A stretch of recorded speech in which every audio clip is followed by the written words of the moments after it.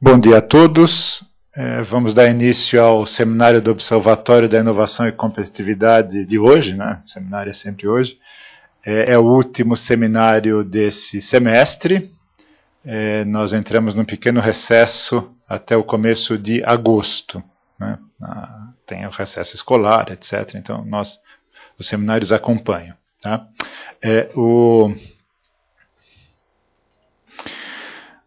O seminário de hoje é com Paulo Lopes.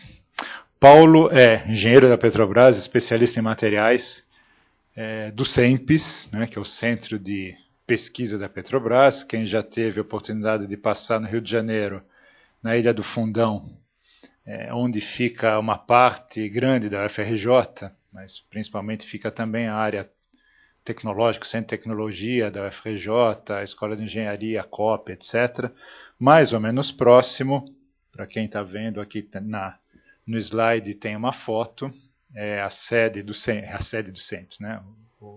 o edifício do CENPES, o edifício novo, e o Paulo trabalha aqui, ele é o responsável pelo Centro Focal de Relação com a Comunidade de Ciência e Tecnologia no estado de São Paulo. Então, hoje ele vai discutir um pouco sobre as redes temáticas que a Petrobras patrocina, né, se envolve, é um pouco mais que o patrocínio. Às vezes a ideia de patrocínio, da ideia aqui, simplesmente patrocina e não tem nenhuma ação com isso, né, mas isso eu deixo para o próprio Paulo explicar. Muito obrigado pela presença. Os internautas que quiserem fazer perguntas, vocês têm o nome, o nome do e-mail, né, o e-mail está embaixo no site para vocês perguntarem, mas eu pergunto aqui para os nossos universitários, mas é que eu estou sem óculos, por isso que eu não estou conseguindo ver aqui. Espera aí, deixa eu colocar o óculos aqui que eu sempre confundo. É esse. Então, vocês podem mandar perguntas para o oicusp@gmail.com, tudo junto. Tá? Vocês sabem que o trânsito internetico ele não é imediato, né? Ele vai para um lugar, vai para outro, etc. Então, tem um certo atraso na recepção dos meios, principalmente para quem é de fora da USP, né? Que passa por outras redes. Então, é uma sugestão esquisita, mas o ideal é vocês anteciparem os meios antes do final da palestra, porque senão, normalmente eles chegam muito depois, tá bom?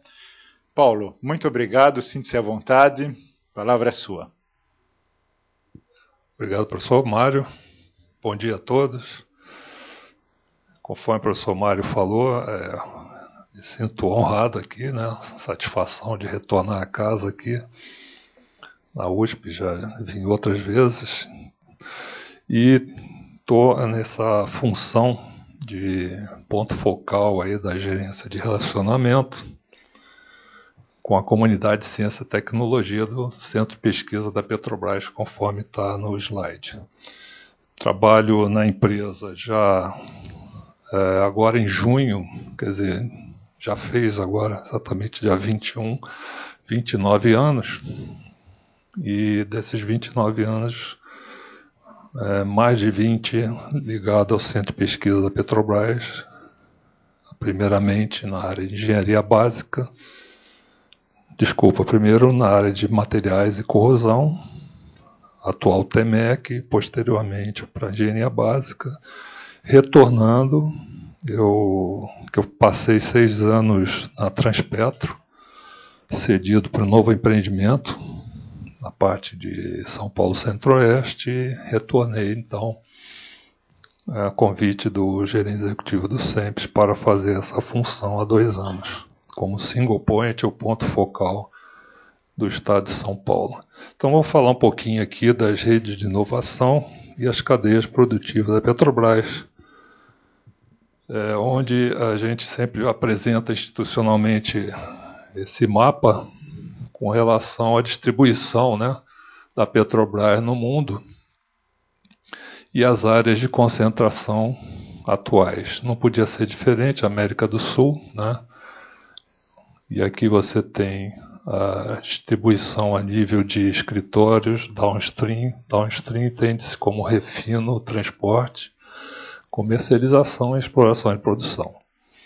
A costa da África, devido às placas tectônicas na formação do mundo, você tem indícios fortes de qualidade de óleo do nível pré-sal, principalmente próximo à Nigéria. E no Golfo do México também a gente está tendo oportunidade de levar nossas tecnologias.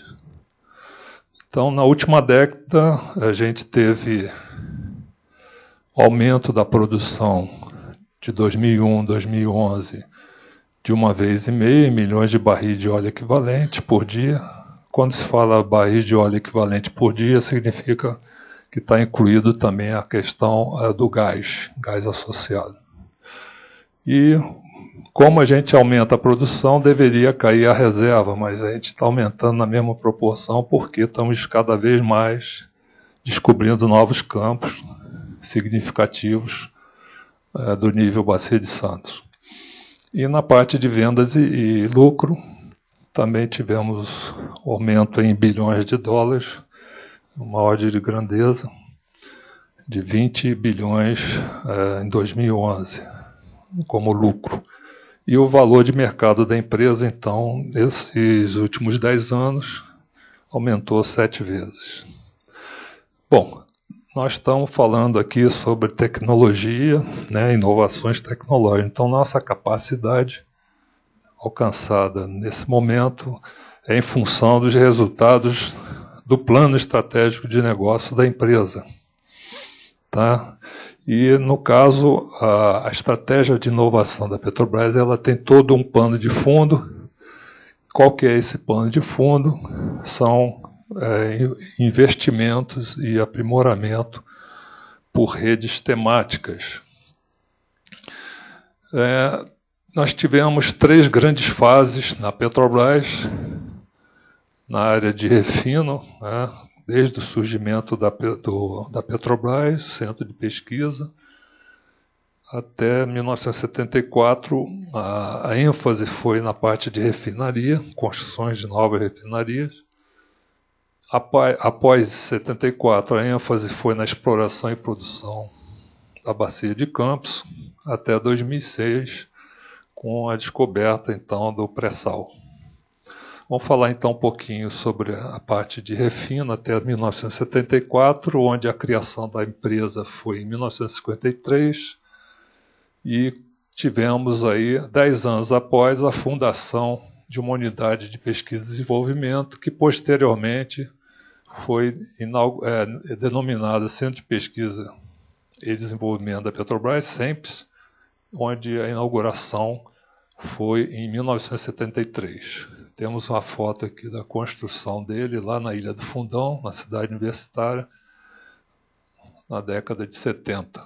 E nessa ocasião, os principais direcionadores da nossa tecnologia eram ligados às refinarias, né? Foi criado, então, nessa ocasião, começou a criação da capacidade tecnológica da Petrobras e o desenvolvimento dos nossos recursos humanos ligado principalmente à área de engenharia.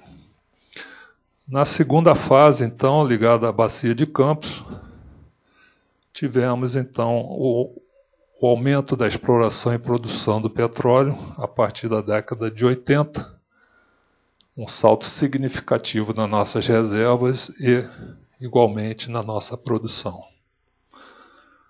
Então, temos aí algumas descobertas, principais descobertas, no campo de Garoupa, campo de Albacora, 84, Marlim e Rocador.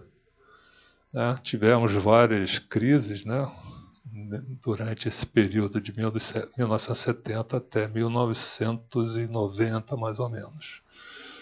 E nesse período, após 74, tivemos o direcionador saindo da área de refino para tecnologia de produção em águas profundas. Daí surgiu, então, o nosso programa de capacitação tecnológica em águas profundas, PROCAP, e onde nós recebemos, em 92 e 2001, 2 vezes o prêmio Offshore Technology Conference, OTC.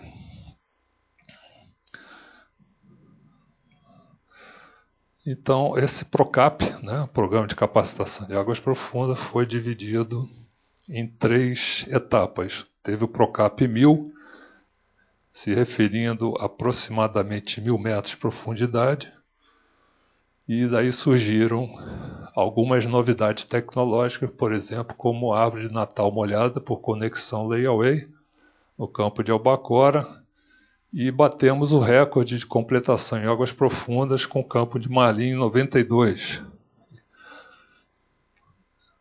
Já pulando para águas de 2.000 metros, PROCAP 2000, coincidentemente para o ano 2000, onde teve recorde de completação, e novamente recorde em 2000, com o campo de Roncador. Tivemos aqui a primeira completação com bomba centrífuga submarina no campo de Carapeba, em 98. Primeiro sistema de ancoragem completo em cabo poliéster, em 97, no campo de Marlim. E o primeiro riser em catenária numa semi-submersível no campo de Marlim Sul, em 1998. Então, são tecnologias baseadas nessa questão da inovação visando aprimoramento do sistema tecnológico da Petrobras. E por último, então, o programa de capacitação 3000, agora o recorde de completação em águas ultraprofundas, onde tivemos já a colocação, projetos, né, de pesquisa, separação submarina gás líquido. No início do ano já está o protótipo sendo, não na operação VASP, mas em um outro com separação primária, onde você pega o gás e reinjeta no próprio campo, não deixando esse gás, se for o CO2 principalmente, muito agressivo, ser trabalhado no sistema da plataforma.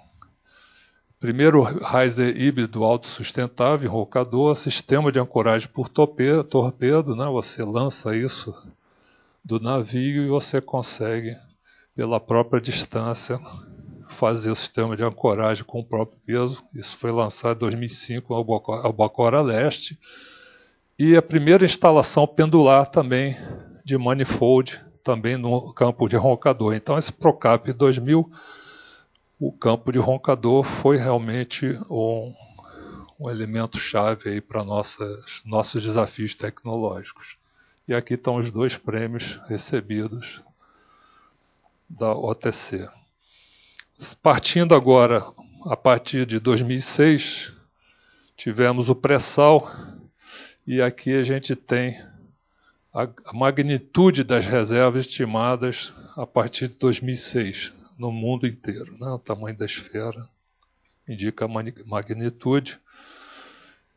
E aí vamos falar um pouquinho de cifra agora, a nível de investimento da Petrobras, no período de 2011 a 2015, estão previstos 224,7 bilhões de dólares, sendo que 60% vai ser na área de exploração e produção, que é o nosso carro-chefe, não podia ser diferente.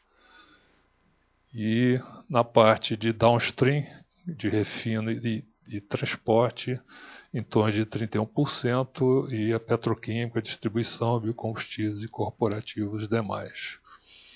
Isso aí sempre, esse plano de negócio tem a ver com o plano estratégico da empresa, com foco em 2020, definido pelos comitês tecnológicos da empresa. A produção de petróleo na Petrobras, ela vinha de 2002 a 2011 num crescimento suave, né?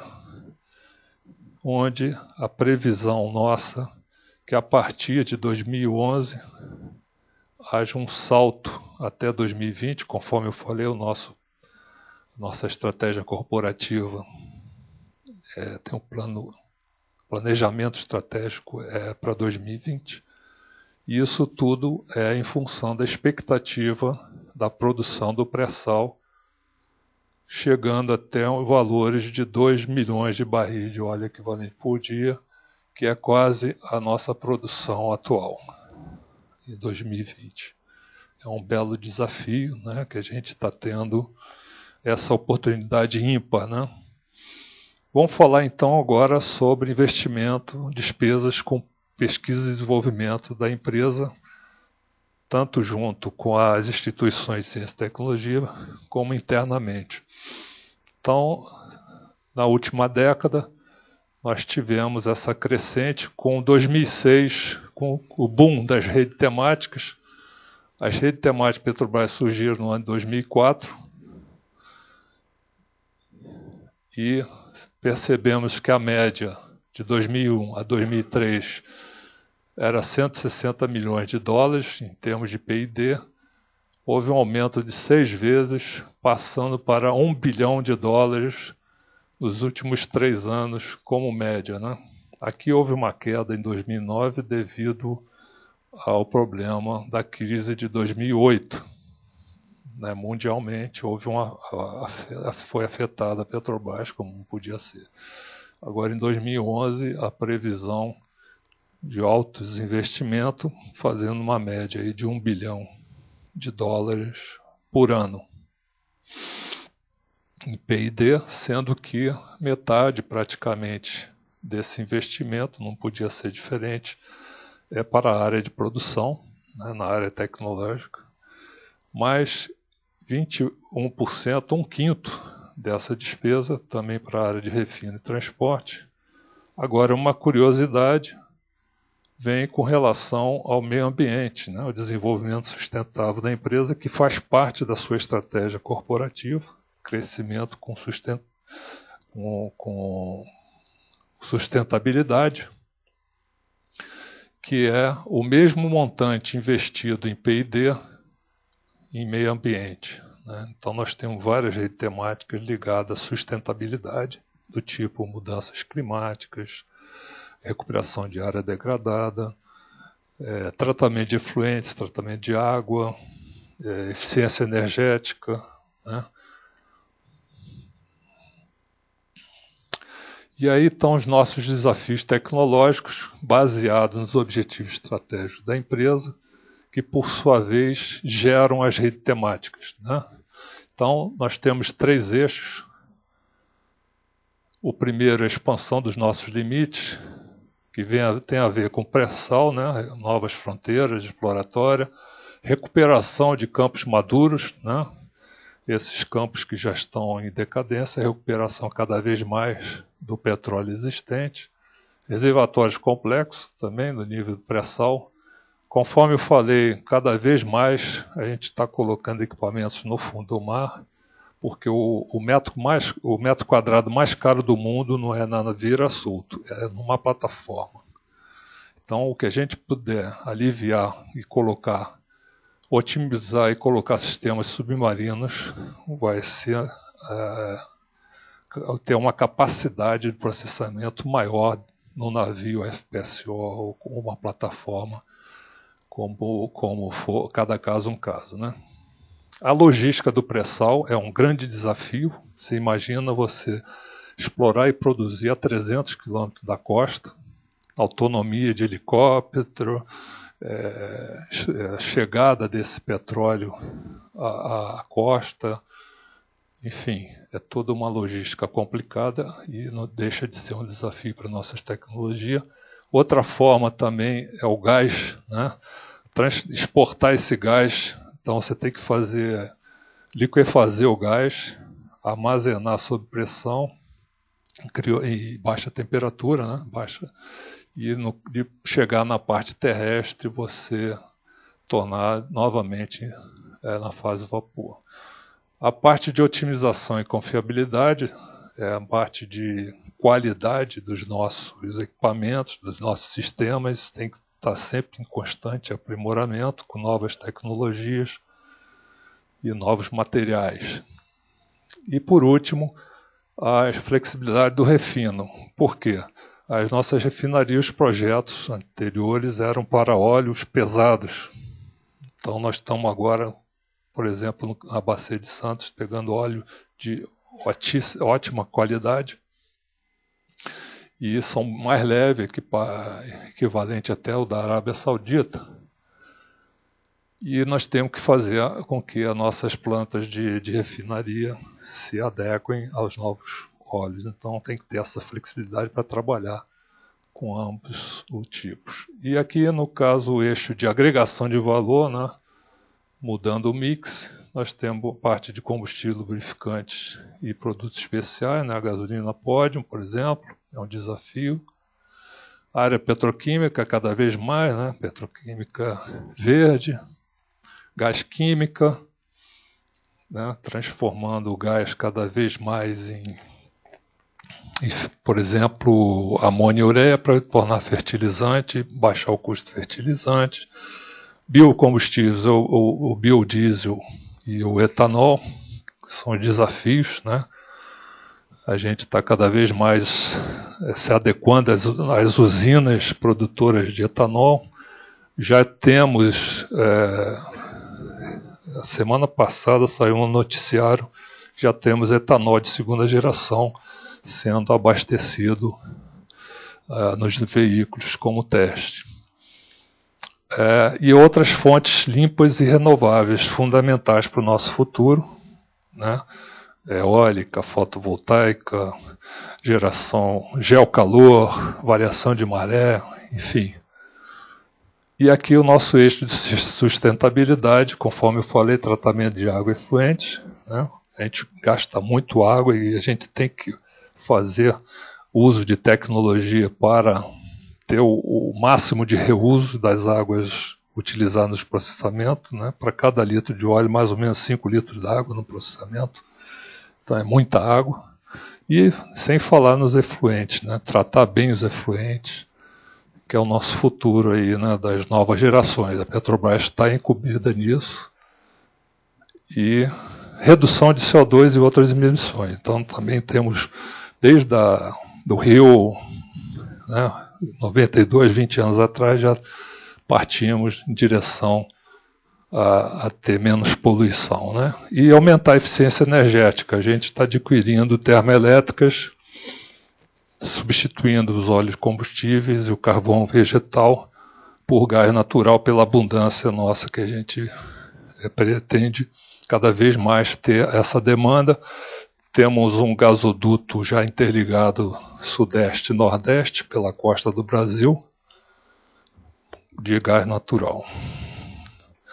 Então esses são os 3 eixos chaves para nossos desafios tecnológicos que geram as redes temáticas. E esses que estão em laranja são os que estão ligados ao pré-sal.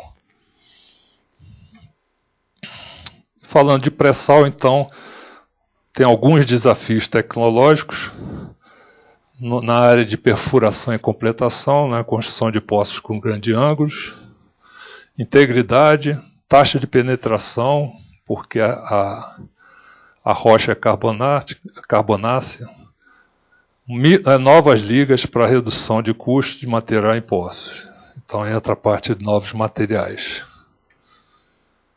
Na área de reservatório, a caracterização é fundamental, né? Nós temos rede temática específica para isso. Tem um projeto junto ao CEPETRO da Unicamp, o professor Trevisan nessa linha também. Recuperação de ar avançada e interação rocha-fluido. Na parte do solo, né?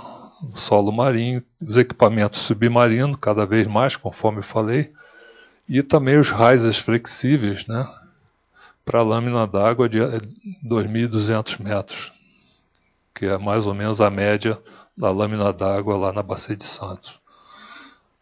A garantia desse escoamento e controle de incrustações. Então, são os grandes desafios tecnológicos para a produção do pré-sal. E, por último, então, os novos tipos de unidade de produção flutuantes, com ancoragem para essa lâmina d'água, né? A interação do sistema de riser e processamento de CO2 para reinjeção no campo.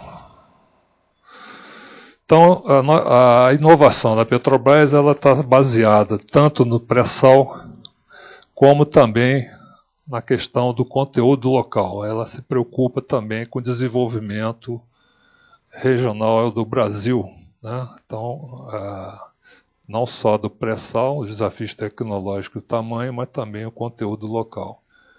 Então, a inovação realmente ela está fazendo com que haja uma mudança de patamar. O pré-sal está levando a mudança de patamar não só na empresa, mas como a nível nacional, né? Que a gente considera a nível de Brasil que a Petrobras está no olho de um furacão. Para onde for esse olho do furacão, grandes empresas caminham junto com a Petrobras nessa mudança da inovação. Então, alguns exemplos dessa mudança de patamar com a visão de futuro: perfuração sem risers,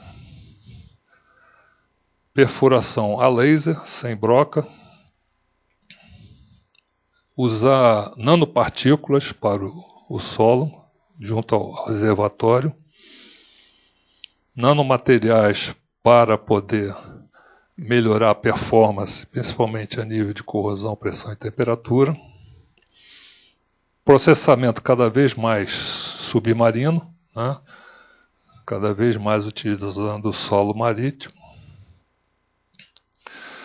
distribuição de energia submarina, tem que ter, né, para botar os equipamentos para rodar, veículo, todas as operações têm que ser robotizadas, não tem como, essa profundidade, o homem somente sobre condições específicas. Então, nós temos toda uma simulação aí de campo virtual para fazer operação remota. Nova geração de equipamento de processo e novos tipos de FPSO. Então, recursos para a inovação na Petrobras. Não podia ser diferente. Primeiramente, investir na qualificação das pessoas. Sem pessoas qualificadas não há inovação, né? Investimento, precisamos separar um percentual da renda bruta dos nossos campos de petróleo para investir em P&D e infraestrutura, né? Nós precisamos cada vez mais ter laboratórios de classe mundial, de nível mundial no país, e com isso todo mundo aumenta a capacitação do recurso humano, qualifica melhor as nossas instalações, e essa é a nossa agenda de pesquisa e desenvolvimento dentro da linha de inovação da empresa. E a gente não trabalha sozinho, né? A nova geração de tecnologia desenvolvida no Brasil tem vários parceiros chaves, desde fornecedores, vocês aqui, universidade, instituto de pesquisa, as nossas co-irmãs operadoras e também instituições internacionais. Então, Petrobras ela consegue fazer com que todos participem e focada nos seus desafios tecnológicos. E a rede temática ela veio como uma ferramenta-chave a partir de 2004, com boom em 2006, tanto como investimento em infraestrutura de laboratórios, instituições de ciência e tecnologia, onde aqui a USP foi também, está fazendo parte já desde o surgimento, como uma das principais do estado de São Paulo, tanto a nível de valor de investimento quanto de qualidade de resultados. E você tem toda uma meta para inserção dessas redes temáticas no sistema tecnológico da empresa. Meta de 2 anos, curto prazo, 5 anos, médio prazo e 10 anos, longo prazo, onde foi dada a bandeirada em 2010, visando 2020, já está com a densificação do conjunto de redes, onde nesses primeiros 2 anos a gente vai identificar os modelos de atuação na rede, né, os modelos que deram certo, pegar esses exemplos em 5 anos, tornar difundir esse modelo de atuação nas redes temáticas da Petrobras e em 10 anos a Petrobras começa a tirar a sua ação mais próxima, deixando a rede atuando. Então é a pesquisa corporativa, né, Corporate Research, que a gente está cada vez mais buscando nessas redes temáticas. E com isso, investindo então na infraestrutura de P&D, nós estamos com a construção da capacidade local, com os fornecedores, as universidades, temos mais de 100 a nível de rede temática, também 70 instituições internacionais, e aí nós temos, com a união faz a força, com esse tipo de inovação aberta, a gente consegue promover cada vez mais o aumento de infraestrutura nesse país para pesquisa e desenvolvimento. E isso tem o porquê, né?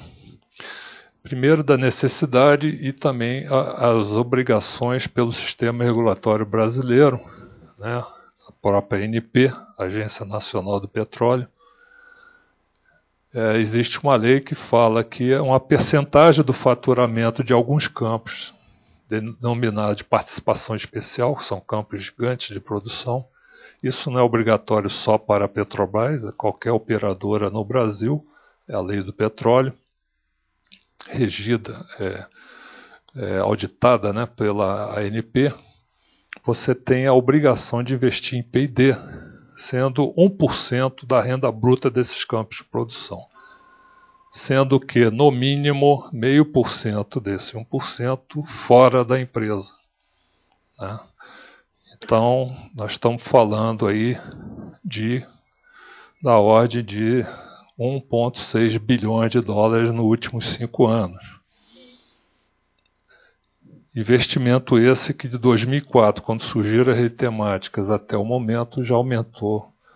Houve um aumento aí de 10 vezes, sendo que esse é o nosso modelo conceitual, onde a curva aqui é de infraestrutura e recursos humanos e aqui projetos de P&D e serviços tecnológicos dentro da estratégia da empresa.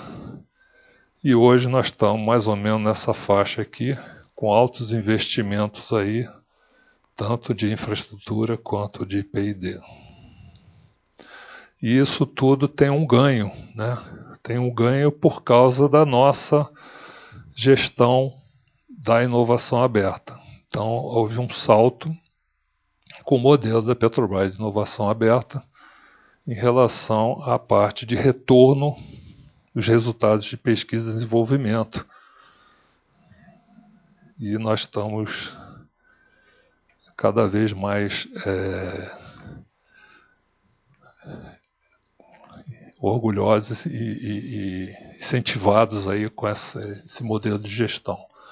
Aí a construção do nosso Centro 2, né, na expansão do Centro de Pesquisa Petrobras, não sei se todo mundo conhece, lá na UFRJ, na Ilha do Fundão, cidade universitária, tem o Centro de Pesquisa, conforme mostrei anteriormente, construído aí inaugurado em 73, e agora do outro lado da avenida, aqui está a avenida, aqui está a Baía de Guanabara, construímos a expansão do CEMPES, né? Então tem um filminho aqui rápido, onde eu mostro a evolução da construção, um investimento aí de 700 milhões de dólares, construindo a capacidade brasileira de pesquisa e desenvolvimento do próprio Petrobras, né? Utilizando aquele percentual de faturamento.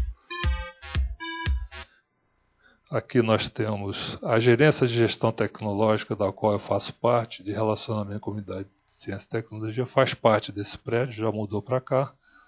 Aqui é o auditório principal, onde há a entrega do Prêmio Petrobras de Tecnologia, que eu vou falar rapidamente depois. E aqui um auditório de simulação em 3D, né? Você consegue visualizar através de um espetáculo esse auditório aí. Então, esse é o novo centro de pesquisa, onde você uma visão aérea mais ampla, você vê o SEMPES antigo, as instalações originais. Aqui era o prédio da Engenharia Básica, onde eu trabalhei boa parte do meu tempo. E agora aqui o centro de expansão do outro lado da avenida. Aqui é o Hospital Universitário, Ilha do Governador, enfim. Então, essa é a expansão do SEMPES aí, 700 milhões de dólares. E com as universidades e institutos de pesquisa, vocês devem ter algum aqui, possivelmente, o projeto Galileu, né, do professor Kazuo, enfim.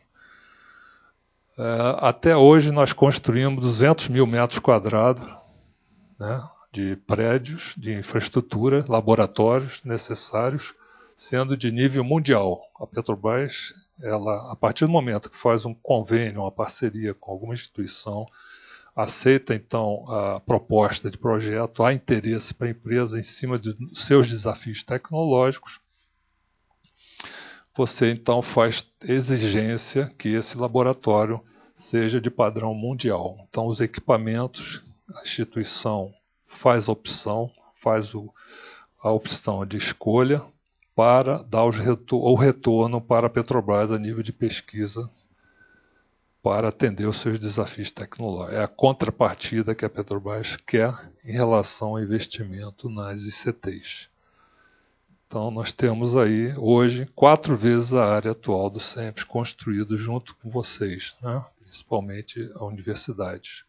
Só o ano passado investimos aí 77 milhões, construímos aí laboratórios a nível de Brasil, total de 10 mil metros quadrados, em 17 instituições, sendo 35 laboratórios e 10 estados mais o Distrito Federal. Também temos parceria com nossos fornecedores, nessa expansão da capacidade brasileira de P&D, e boa parte deles já estão montando, já tem montado seus centros de pesquisa, Schlumberger, Halliburton, ao lado do centro de pesquisa da Petrobras, na própria Ilha do Fundão. E esses que estão fora, a Cameron, por exemplo, está em Campinas, né? Mas todos esses aqui pretendem GE, Baker Hughes, Siemens, Usiminas, Tenaris, enfim. Nossos grandes parceiros, fornecedores, estão ao lado da Petrobras. E também as empresas que vieram dos projetos de P&D, né? São crescimentos de empresas de base tecnológica, possivelmente surgidas como incubadas, que hoje são grandes parceiras nossas. Então, os nossos direcionadores para a parceria tecnológica não podia ser diferente para manter a nossa liderança na inovação da indústria de energia. A Petrobras, há 10 anos, ela é empresa de energia, não é empresa de óleo e gás. Com isso, abriu o leque, nós temos 50 redes temáticas, e eu vou passar o site para vocês terem acesso de cada rede temática com seu objetivo, e vai se identificar. E eu sou a porta de entrada de recebimento dessas novas propostas de projetos de P&D das instituições para encaminhamento para cada gestor da sua rede temática. Então, investimentos seletivos tem que ser, né, em função dos desafios tecnológicos. ênfase na atração e retenção de RH, né, pessoas cada vez mais qualificadas, e a gente determinar isso para o envolvimento da nossa área, do nosso sistema óleo, gás e energia. Aumento da cooperação entre fornecedores e universidades, forçamos cada vez mais essa forma de cooperação do tipo, você tem uma rede temática, tem várias instituições nessa mesma rede temática. Se determinada instituição tem um equipamento que a outra não tem, mas que aquela precisa, fazer com que haja uma cooperação mútua entre as universidades, de forma que a pesquisa consiga o seu objetivo. Desenvolvimento tecnológico da indústria nacional não podia ser mais diferente, né? Capacidade local. E aumento da cooperação, né? Tanto a nível nacional como internacional, né? A gente incentiva cada vez mais. Esses são os direcionadores. E, concluindo, então, as demandas do pré-sal com a construção da capacidade local do Brasil, em P&D, através da expansão, conforme eu mostrei, de P&D, a área de engenharia e as instalações fabris de fornecedores. Também incentivamos essa parceria com empresas. Torna-se, então, o Brasil um polo tecnológico-chave para a indústria de óleo, gás e energia. Tem um filminho aqui sobre o pré-sal, que eu acho importante vocês terem conhecimento e deixar claro sem dúvidas.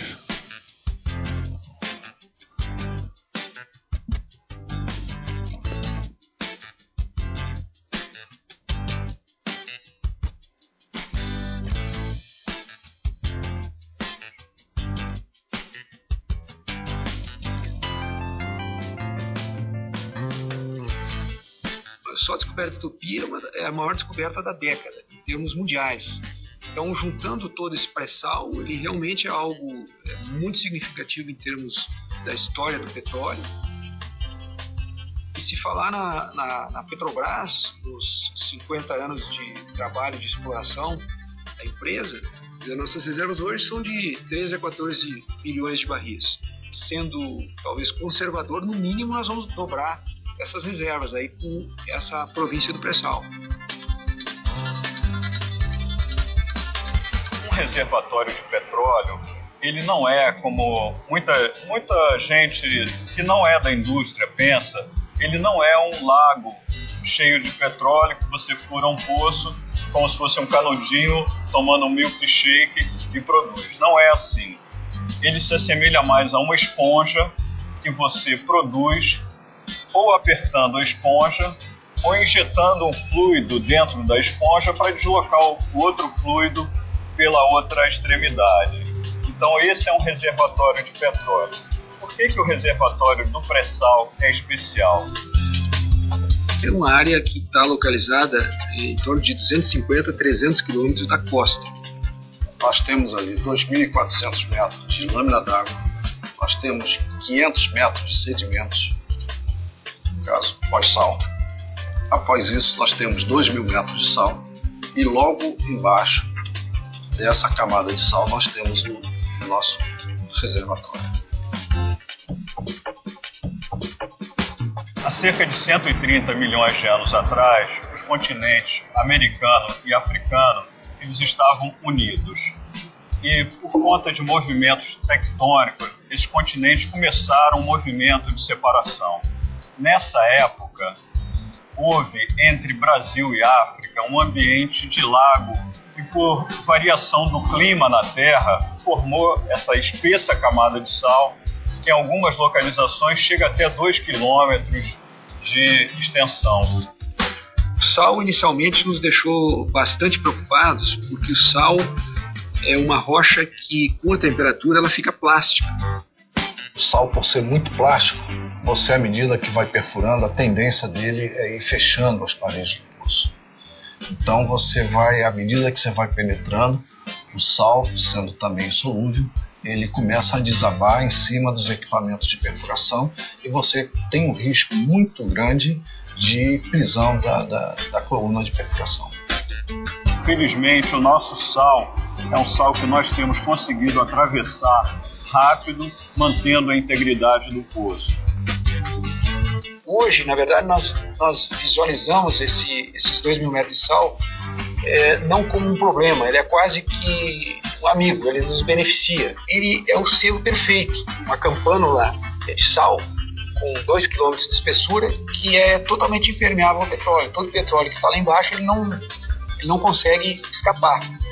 Então, essa é uma das razões aí do sucesso, vencidas todas essas etapas iniciais, do sucesso dos nossos poços. O primeiro campo importante é o Tupi, que eu já me referi. O segundo, já com volumes de reserva estimadas já divulgadas, é o campo de Iara, tem 3 a 4 bilhões de barris. Isso vem nos motivando a enfrentar desafios cada vez maiores. Desafios que a gente não tem no mundo uma empresa que está enfrentando hoje o que a gente está enfrentando. E felizmente desafios esses que têm dado resultados. Tenho 35 anos completos de Petrobras, mas essa experiência que eu estou tendo aqui com águas ultraprofundas é a experiência mais enriquecedora, mais emocionante que eu jamais imaginava poder viver algo disso. E seria o sonho de qualquer exploracionista achar um campo dessa magnitude, que dirá diversos campos. Quer dizer, isso aí é uma província petrolífera, é uma experiência única também na carreira. Certamente eu não vou ter igual. Tá bom. Perfeito.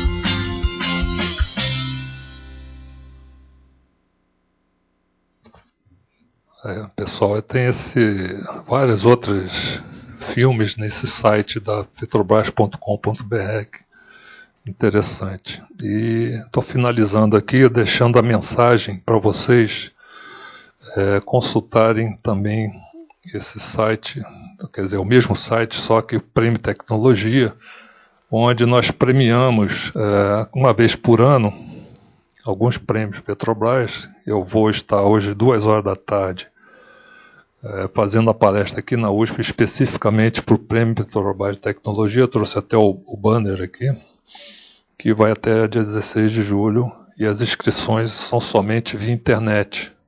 Então, Prêmio Tecnologia, tudo junto. E aí está meu contato, né, o meu telefone. Eu fico na cidade de São Carlos. Eu sou o single point do SEMPES para o estado de São Paulo, o relacionamento com todas as universidades e empresas ligadas à área tecnológica como canal formal de recebimento de novas propostas de P&D. E tem meu e-mail aqui, plopes@petrobras.com.br.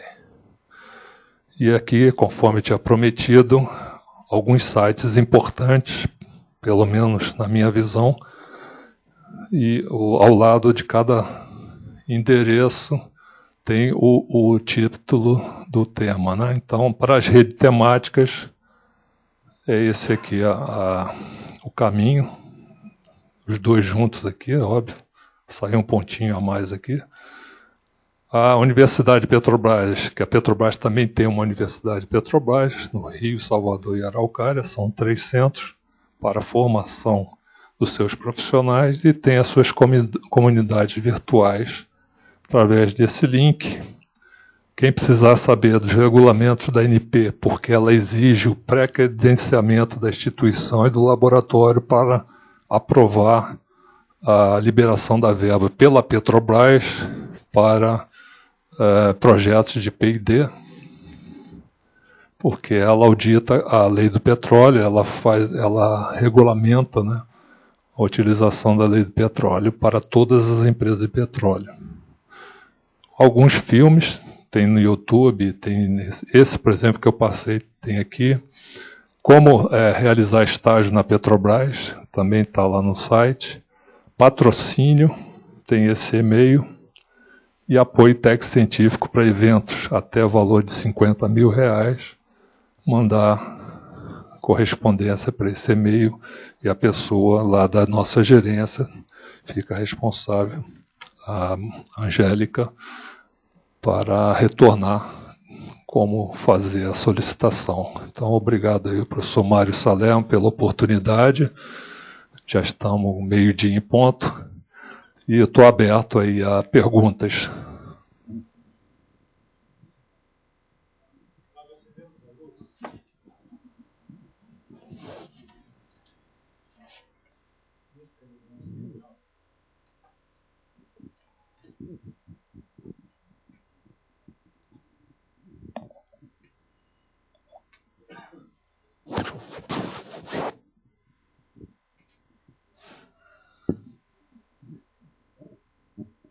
Pois não.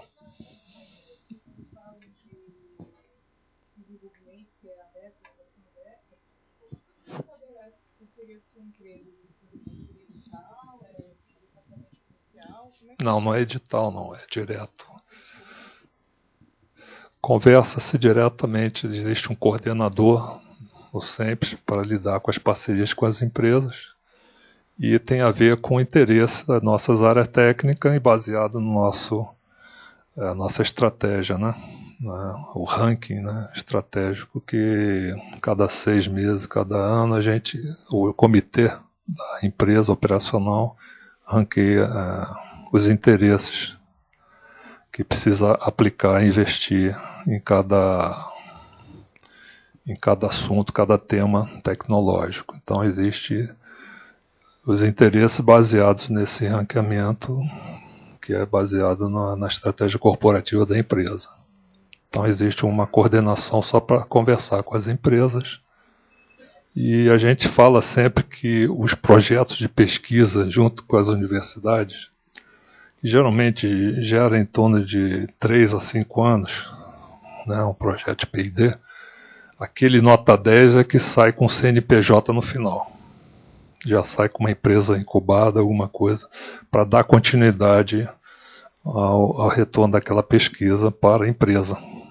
Então, a gente sempre fala que o projeto ideal é aquele que sai com resultado uma CNPJ.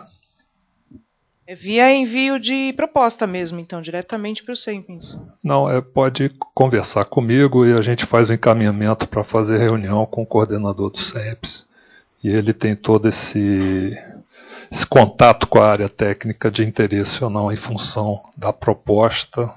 Mas é diferente de uma proposta de P&D que eu tenho um formulário padrão, né, vocês mandando para mim um e-mail, eu replico dando o arquivo desse formulário padrão modelo, que não precisa ser mais do que 2, 3 páginas no máximo, não precisa entrar em referências bibliográficas, equipe existente, equipe disponível e necessária, verba, não precisa entrar em nada disso. É diferente de um projeto da FINEP, por exemplo, que precisa já apresentar tudo completo. Então, a gente busca no primeiro momento, passando para mim como single point, fazer o link com a área técnica, as redes temáticas, é a essência, a ideia da proposta, somente isso. A ideia, poder de síntese, em 2 páginas, você passa aí sem valores, porque se for aprovado o interesse da empresa em cima da ideia da proposta de P&D, senta-se na segunda etapa, em uma reunião inicial, seja no SEMPES ou seja na instituição, cada caso, cada gestor adota uma forma. Às vezes o cara quer fazer a reunião na instituição para conhecer as dependências e às vezes faz questão de conversar com o SEMPES, porque tem toda uma equipe de coordenadores técnicos envolvidos no assunto, que foi pré-aprovado, e eu que passo essa informação, se tem interesse ou não, né? Então, não fica a coisa assim solta, né? Então você vai ter uma satisfação, sim ou não, que faz parte do jogo. Mas, de qualquer forma, depois, então, nessa reunião é que vai definir todo o planejamento do projeto em comum. Então, define-se um coordenador local e um coordenador técnico da Petrobras, e esses 2 vão atuar durante o período todo do projeto juntos, fazendo prestação de contas, né? A ANP, ela faz questão de ter uma fundação para receber a verba da Petrobras, e essa fundação repassa para a instituição. Esse modelo está sendo revisto, está sendo discutido, mas por enquanto a regra do jogo está sendo essa, via fundação. E é isso. Então, aí, a partir desse momento, aí você estabelece prazo, valores, equipamentos, pessoas, bolsas de estudo, professor visitante, tudo a nível de CNPq, tá? As bolsas. Aí que você vai falar, preciso de um doutorando, preciso de 3 mestrandos, não sei o quê. Então, o número de pessoas que você tem e que precisa, metragem, por exemplo, você a ideia foi ótima, foi aprovado porque veio em encontro dos nossos desafios tecnológicos. Só que você não tem infraestrutura necessária para tocar a pesquisa durante o período todo. A Petrobras vai e investe na construção de laboratório para você tocar essa pesquisa, né? Por isso que o boom da GT+ foi em 2006, onde teve muito investimento a nível de construção de laboratórios, né? Mas apesar da curva, vocês viram lá no modelo conceitual, está caindo, mas ainda está um valor razoavelmente alto de investimento em infraestrutura. E nesse momento a gente está buscando cada vez mais os potenciais emergentes que estão. Por isso essa função, há 2 anos que eu estou atuando no estado de São Paulo, assim como tem a colega Letícia no Rio Grande do Sul, dentro da URGS, eu fico dentro da UFSCar, ela fica dentro da URGS, cuidando da região sul, Paraná, Santa Catarina e Rio Grande do Sul, em função do montante de investimento. Tem um só para o Rio de Janeiro, tem outro para Minas, Espírito Santo e Centro-Oeste, tem um para o Norte e Nordeste e o outro para o pré-sal, que é o professor o Dr. Elísio Caetano, que está cuidando do núcleo tecnológico da Baixada Santista. Eu só peço para quem for fazer perguntas, etc., para se identificar e falar no microfone por causa dos nossos internautas. Okay? Mais alguma pergunta? Então, vou fazer uma aqui. Queria que você falasse um pouco mais, você tocou agora de Santos, né? Santos, as instalações da Petrobras em Santos, o que se imagina, qual o plano, o que vai ter lá? Especificamente aqui na Poli teve um movimento de levar o curso de petróleo para a Baixada e assim por diante. Depois, você pode pegar um caso, não sei, mas podia pegar uma rede ou algumas redes e como é que elas começaram, como é que elas se desenvolveram, os dilemas que tem. Bom, com relação a Santos, a pessoa mais indicada para falar sobre isso era o professor Elísio Caetano, inclusive eu devo encontrar com ele na quinta-feira, mas em função do pré-sal, né, a bacia de Santos, da necessidade da proximidade de ter uma estrutura, né, e ao mesmo tempo os governos, tanto municipal como estadual, definiram ter um parque tecnológico de Santos, né, juntando todas as instituições tradicionais de Santos, né, Unip, Unisanto, Unisantos, Unimonte, USP, Unesp, Unicamp, fora as outras.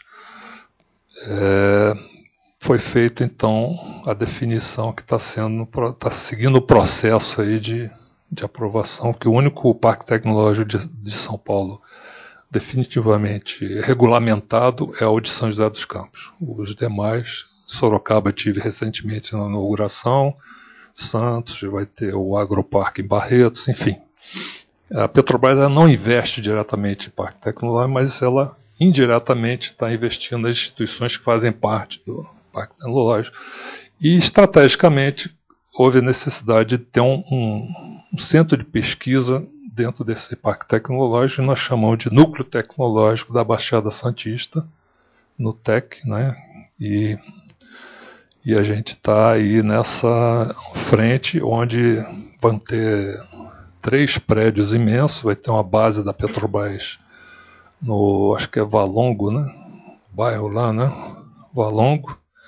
Enfim, está crescendo muito, a comunidade de Santos está achando que está aumentando muito os valores dos imóveis, mas enfim, isso faz parte do progresso, mas acredito que os benefícios que a Petrobras vai trazer para o mercado, a economia local vai ser bem interessante, assim como foi em Macaé e outras cidades.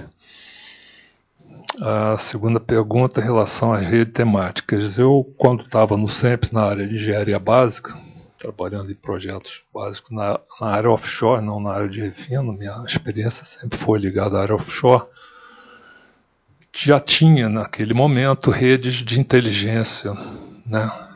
Redes de interesse tecnológicos, chamada RITs, e eu participei até como coordenador de Plano de Ação Gerencial do Programa de Capacitação de Águas Profundas do PROCAP, principalmente ligada à parte de materiais, né? Então, a gente a cada 2 anos fechava um plano e, se houvesse necessidade, reiniciava um outro, dando a sequência, né? Então, eu fiz coordenação de 2 planos de ação. O primeiro foi um sucesso, que foi colocar a parte de materiais compósitos nas plataformas no início da década de 90, substituições ao aço, onde a corrosão é altamente severa na atmosfera marítima. E nós tivemos, então, esse é um exemplo, né, de um tema, que são novos materiais, e hoje nós estamos aí com o tema de nanotecnologia, nanomateriais, né? Vocês vão ver lá, né, nesse link das redes temáticas, nós temos 50 redes temáticas, e cada uma delas com seu objetivo. E isso começou a pegar força mesmo em 2004, né?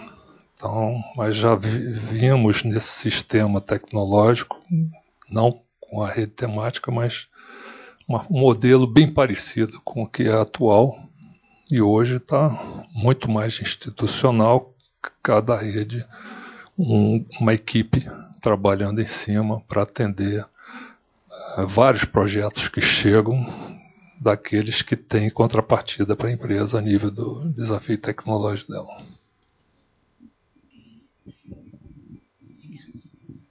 Bom dia, eu sou Simone Mello, da ANP, do escritório aqui de São Paulo. Bom dia. Eu não sei se poderia voltar uma transparência sua ali, que tinha um fundo marinho, estava toda um corte assim, que o senhor colocou alguns temas... Visão de futuro? Não, foi antes... Quando falou ali das instituições até estrangeiras, antes até... Ok. Antes das expansão redes temáticas. da capacidade, né?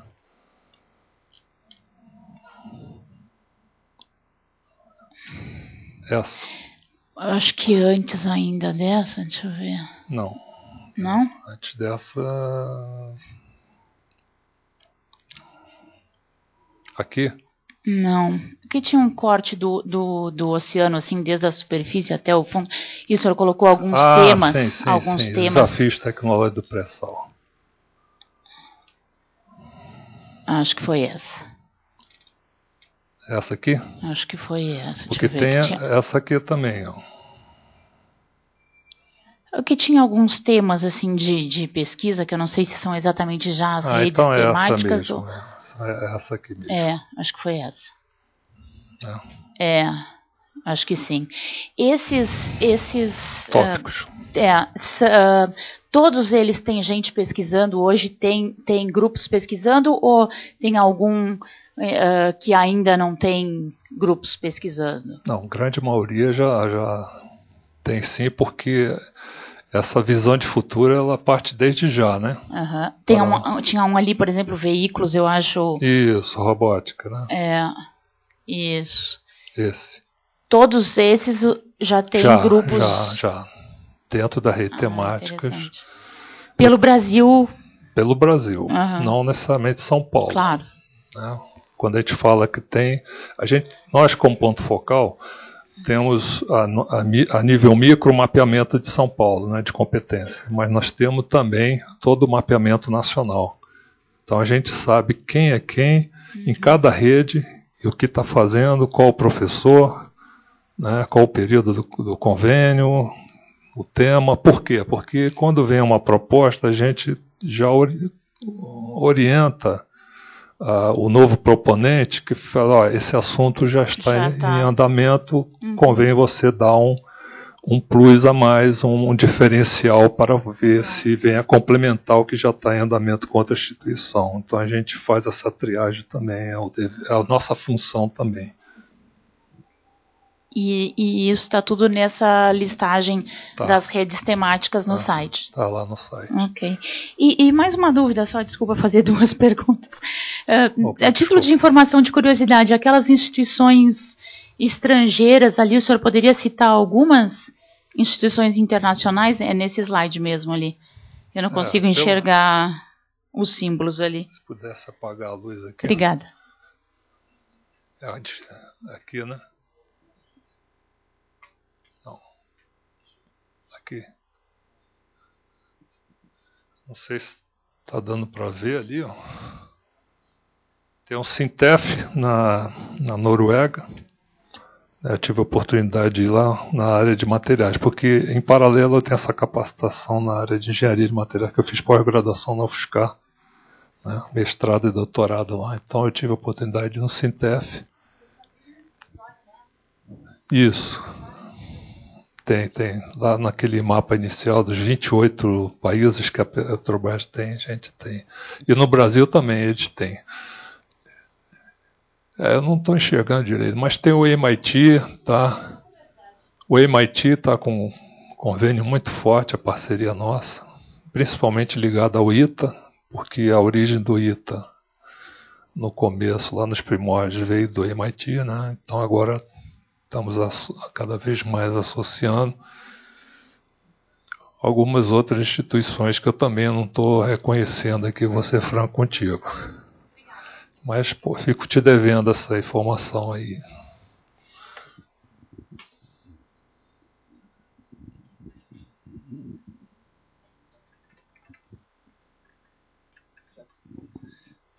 Bom dia, eu sou Nelson Yoshida, sou doutorando pela FE e pesquisador do Programa de Estudos do Futuro ali da FE. Okay. A pergunta, talvez uma sequência de perguntas, é sobre as redes temáticas.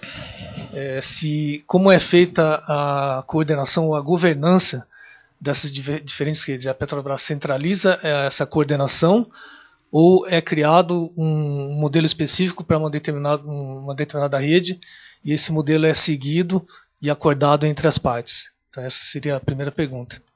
E segunda, está relacionada com redes também, é se elas se conversam, se periodicamente é feito é usada alguma metodologia para que sinergias possam ser capturadas e aproveitadas nessas pesquisas aí cruzadas. Uma excelente pergunta aí, professor. A questão do sinergismo, ela existe, mas pode ser melhorado, sem dúvida, né? A gente está cada vez mais buscando naquelas metas de inserção das redes no sistema tecnológico, né, com a meta aí para 5, 10 anos, fazer com que realmente elas façam esses modelos cada vez mais aprimorados e mais funcionais, né? Mas apesar de ser o modelo atual ainda tem grandes retornos para a empresa, mas buscando sempre aprimoramento. A primeira pergunta foi a governança, né? A coordenação, cada caso é um caso, né? Cada rede adota uma posição e eu acho que, com certeza, o coordenador técnico da Petrobras vai dar uma certa diretriz em relação ao objetivo que ele quer como retorno, mas a gestão a nível de equipamentos, a nível de pessoas, isso tem que ser da instituição. Então, existem reuniões periódicas para ver o andamento e aí, às vezes, tem alguma interferência realmente, se houver algum atraso, alguma coisa a nível de Petrobras, para ver onde que pode estar o gargalo em relação ao planejamento que não está de acordo. Mas a gestão fica com a instituição, né? Comum acordo com o coordenador técnico da Petrobras. Então, é uma flexibilidade aí a nível de governança. Queria fazer mais uma. Vamos lá. Bom, eu sou Mário Salerno, aqui coordenador do Observatório. E é muito visível a rede com instituições de ciência e tecnologia. Né? Fica muito visível. Tanto no site quanto fisicamente. A gente vai nas universidades, né, estereotipando, na COP tem um tanque, aqui tem um outro numérico, enfim. Né, tem laboratório de corrosão no IPT, tem laboratórios de corrosão também no INT, isso é bastante visível. O que eu não sei como funciona, se é que tem, redes com empresas, mas não os provedores, não com a GE, a Schlumberger, etc. Existe alguma articulação, ou é possível que tenha, ou se vislumbra? Por exemplo, eu vou imaginar, não sei se é viável, né? tem um conjunto de empresas que tem desafios com compósitos. Então, compósitos pode servir para Petrobras, para algumas aplicações, pode servir para a Embraer, para algumas aplicações, pode servir para a indústria automobilística menos, mas enfim. Né? A Petrobras participa de alguma articulação dessas? Como que ela seria vista? Por exemplo, no caso da robótica que a senhora da ANP levantou, né? Eu fico imaginando para determinados usos de exploração do espaço, né? Talvez tenha alguma semelhança de instrumentação, né? Então, eventualmente, um programa de instrumentação de um veículo submarino autoguiado, né? Impossível botar uma pessoa lá dentro nessa profundidade, possa ter semelhança com instrumentação ou teste de tecnologias para aviônica, controle de satélites, etc. Isso faz sentido para a Petrobras? Seria desejável ou possível ter esse tipo de articulação?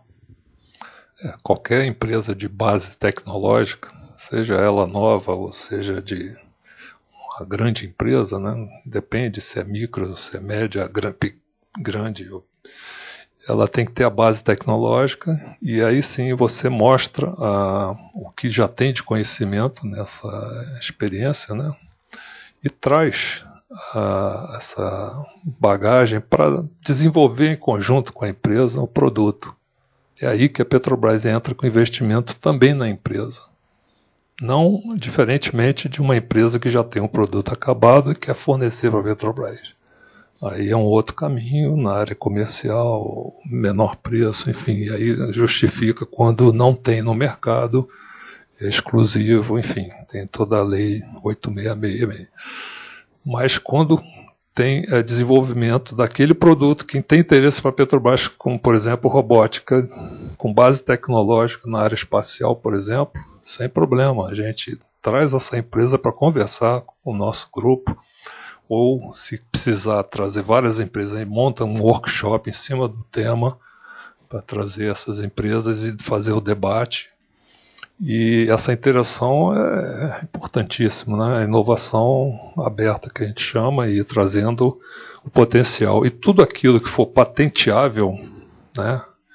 A Petrobras, em qualquer contrato da empresa, existe uma cláusula que for para propriedade intelectual. E não existe um modelo único. Nós trabalhamos com 3 modalidades, 80-20, 50-50 e 20-80. Cada caso, interesse de uma empresa, interesse da instituição, ou ambos interesses, que é 50-50. Então, eu acho que é importantíssimo, independente da aplicação daquele momento, mas sim a tecnologia que está por trás, né? O conceito tecnológico para atuar no fundo do mar, né? E desenvolver protótipos, enfim, planta piloto.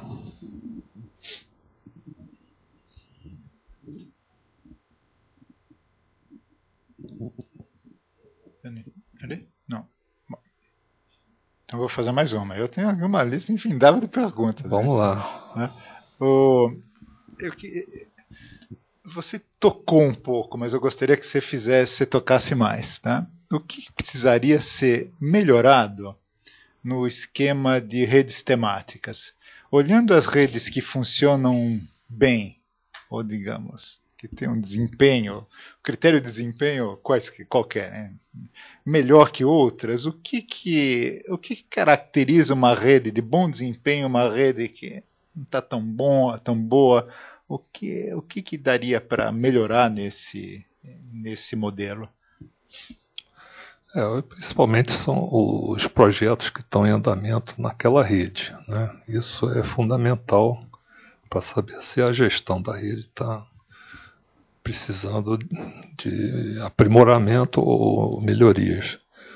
Existem redes que, sem dúvida, são modelos a nível de projetos que já estão indo para o 3º, 4º projeto da mesma instituição, cumprindo a rigor os valores acordados, os prazos acordados e a qualidade do produto final, né? Às vezes além da expectativa, né? E eu sempre cito um exemplo, sem querer desmerecer os demais colegas, o professor Pandofelli, da área de refratário na UFSCar. Então, foi até agora empossado na Associação Brasileira de Ciência, né? E ele já está indo para o 4º projeto direto, né? Então, pela lisura, pela qualidade dos trabalhos apresentados, enfim. São modelos pontuais que a gente tem a nível de projeto e também para contribuição para a rede. A nível de rede vai depender muito do gestor da Petrobras, principalmente, né? Mas a gente sempre tem reuniões periódicas, né? Quase que 2 vezes por mês. A GTEC, ela promove esses encontros com a área técnica, principalmente agora. E nós estamos também usando agora uma ferramenta nova, a Sigitec, que é justamente para você ter um poder de gerenciamento melhor dos projetos, do andamento dos projetos, junto com as nossas gerências que coordenam, né? Nós temos 6 gerências penduradas. GTEC, para o pessoal entender, é gestão tecnológica, é uma gerência geral que fica abaixo da gerência executiva do SEMPES, que hoje está com o engenheiro Marcos Assayag, a partir de 16 de maio, assumiu no lugar do engenheiro Carlos Tadeu Fraga, após 10 anos praticamente, né, de gestão do SEMPES, está indo para a gerência executiva do pré-sal, e o gerente Marcos Assayag, depois de 2 anos na Inglaterra, está assumindo, voltando a casa, onde ele foi, além de coordenador maior do programa de capacitação de águas profundas desde o seu começo, e recebeu o prêmio OTC em Houston, mas foi superintendente, gerente, e eu tive a oportunidade de trabalhar como gerente imediato na década de 80 na área de projeto básico de produção marítima. Então, acho que a empresa tem só a ganhar com essas pessoas e cada vez promover mais esses encontros, né? Então, tem a gerência abaixo do Marcos Assayag, gerência geral, gestão tecnológica, com o engenheiro Oscar Chamberlain, e abaixo tem 6 outras caixas de gerência imediata, na qual eu estou subordinado a Luiz Cláudio, que é o RCT, Relacionamento com a Comunidade de Ciência e Tecnologia. Existe a de contratação, existe uma só de propriedade intelectual, ITPI. Existe uma outra de GPPT, que é Gestão de Portfólio, né, que define exatamente a questão toda da... Enfim, e tem outras associadas também para a gestão tecnológica. Então, estamos cada vez mais buscando esse sinergismo e ampliando cada vez mais a nossa qualidade de gestão, né? Não sei se atendi a resposta. Só para a gente encerrar, existe uma discussão aí nos meios de inovação e tal sobre as virtudes e os problemas de fazer convênios com a universidade. A Petrobras tem uma longa história, não sei, talvez vocês devam ter uns 3 a 5 mil contratos com universidades, deve estar projetos deve estar por essa ordem de grandeza, né? Que recomendações você faria para uma empresa que não tem história da Petrobras e mesmo não tem a capacidade técnica e os quadros que a Petrobras tem, mas está interessada em se aproximar da universidade? O que você daria como caminho para ser mais eficiente do ponto de vista da empresa? Essa questão é complicada, mas o primeiro lugar, toda empresa tem que, assim que ela é criada, ela tem que ter uma missão e uma visão, né? O que ela quer ser? Em cima do que ela quer ser, ela tem a definição do seu perfil. E ela vai procurar aquelas instituições que melhor se adequam ao seu perfil e vai procurar o diálogo com ela, uma forma de parceria, e também através das empresas que investem nessas instituições, no caso, por exemplo, a Petrobras, formando aquela triangulação. E aí sim, aí cada um contribui de uma forma, a capacitação dos recursos humanos, a manutenção, né, da qualidade da pesquisa com as instituições investida por uma empresa que tem interesse daqueles, tanto de recursos, na continuidade dos recursos, como do produto final da pesquisa para suas aplicações, e utilizando uma empresa para dar continuidade também após a pesquisa em desenvolvimento, ou durante mesmo, como planta piloto, enfim. Eu acho que é o triângulo ideal, mas a empresa, com relação a nós, Petrobras, estamos de porta aberta para ouvir qualquer empresa sobre qualquer assunto que queira ser parceira da Petrobras, desde que ela não queira só fornecer o produto, ela queira desenvolver junto. Então nós estamos de portas abertas para essas empresas e possivelmente os projetos de proposta, as propostas de projeto de P&D das instituições, pode-se colocar também empresas como parceira nessas propostas, assim como outras instituições colaboradoras, né? Formando já um projeto mais não multidisciplinar, mas com várias instituições trabalhando, não só uma. Então existem vários modelos, não existe restrição absoluta em cima de um modelo só. O importante é estar todo mundo focado, né? A empresa, a instituição e a Petrobras focada no mesmo objetivo comum. Então, a Petrobras tem recurso desde que venha ao encontro da sua estratégia corporativa.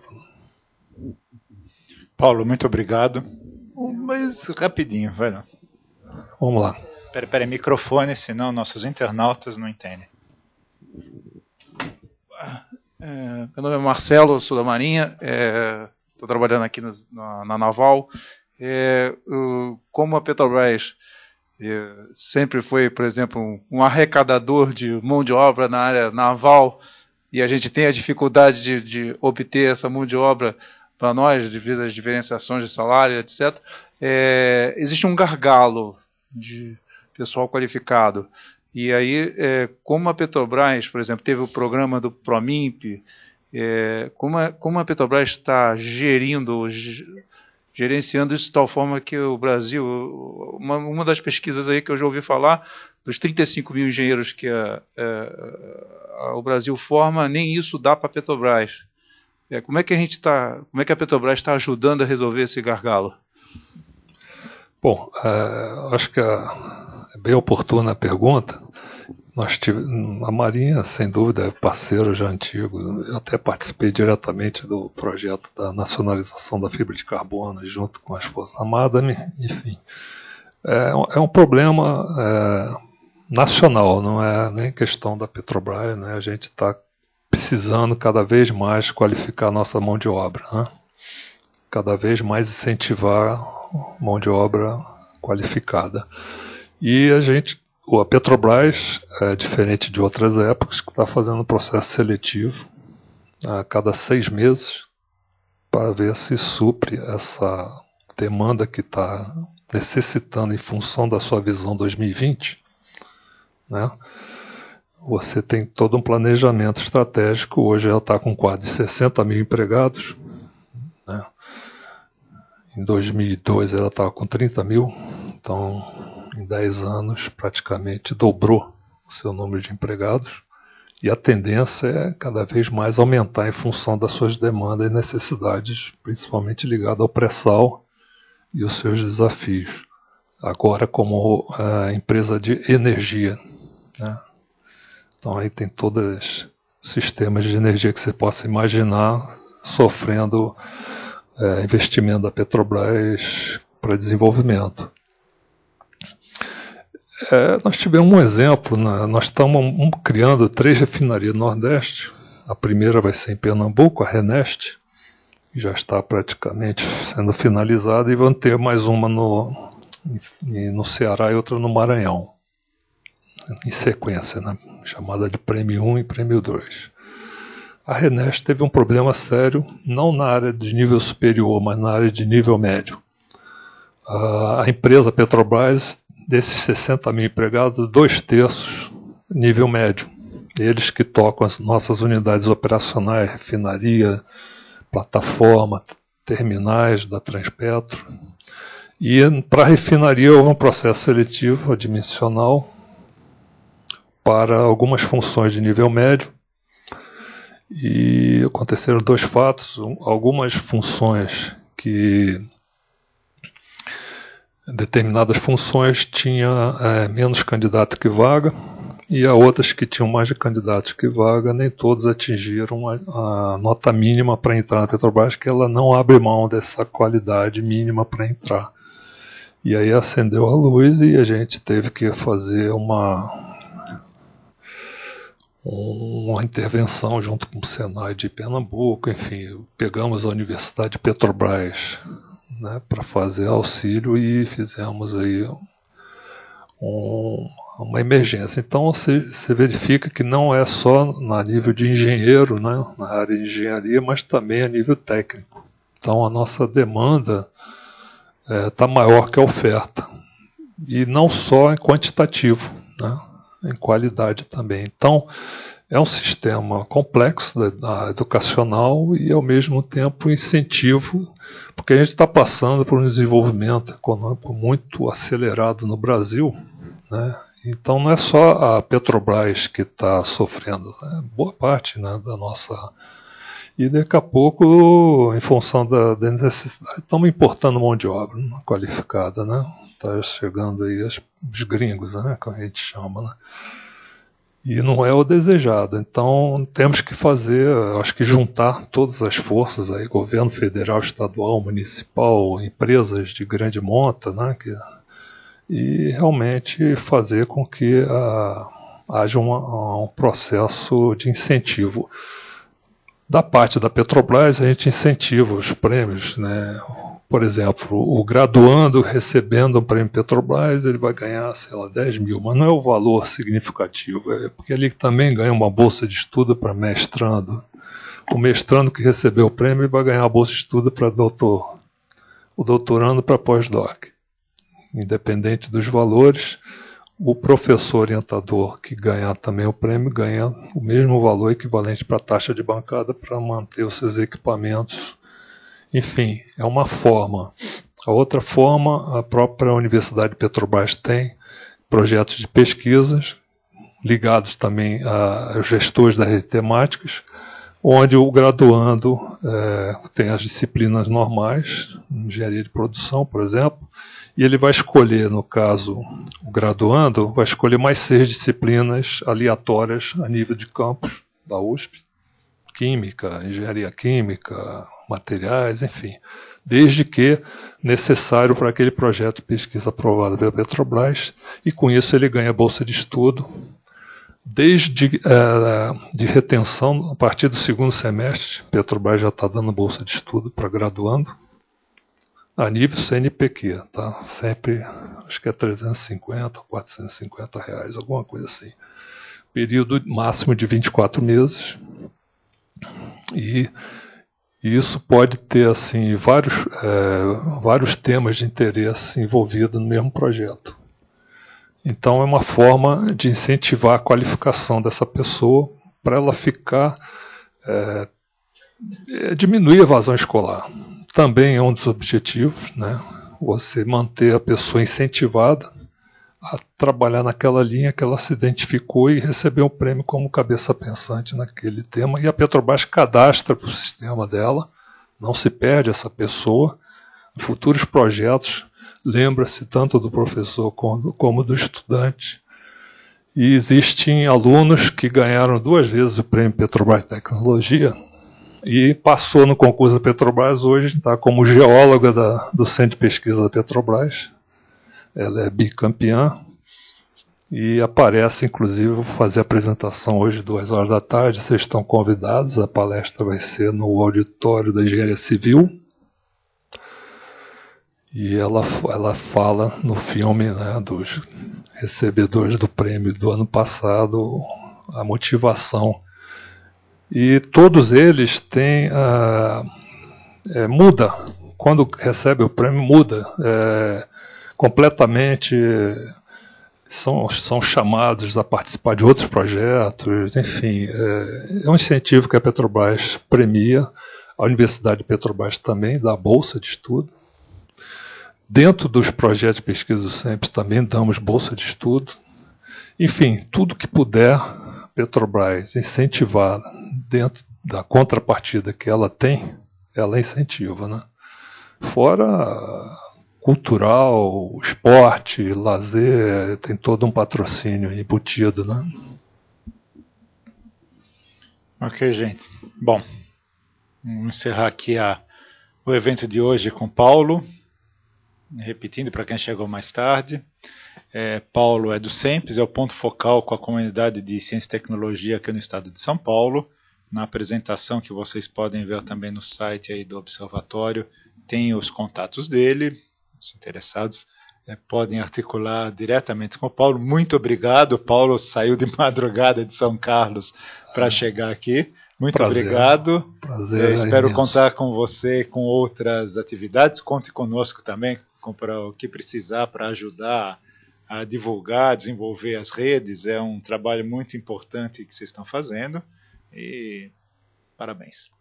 É um prazer estar sempre junto com as instituições, né, parceiras já de longos anos e cada vez buscando mais a qualificação dos nossos irmãos brasileiros aí, né, que o futuro da nação está na mão, se cada um de nós fizer um pouquinho, né, eu acho que tem muito a ganhar aí. Então eu me sinto honrado de estar aqui fazendo essa entrevista e ajudando aí o que a Petrobras puder.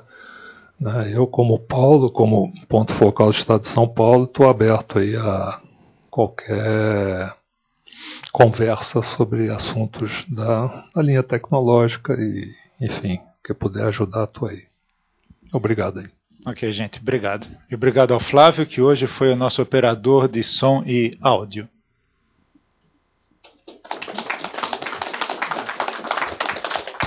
Som e áudio não, som e vídeo, né? Senão fica esquisito.